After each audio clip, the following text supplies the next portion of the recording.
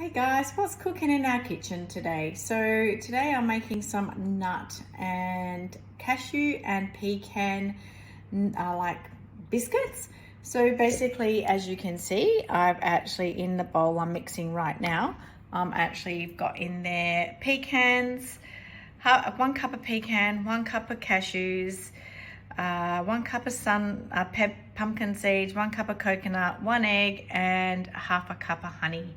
And basically I'm going to roll them into balls and I'm going to cook them in the oven, and you can see what they look like when they finish. Quick and easy snack, great nutritional value, great for energy, great for sports, for your kids after school, before sports, after sports. You can even add some collagen powder into it or protein powder, which I think I'll do. So I'll put the recipe below.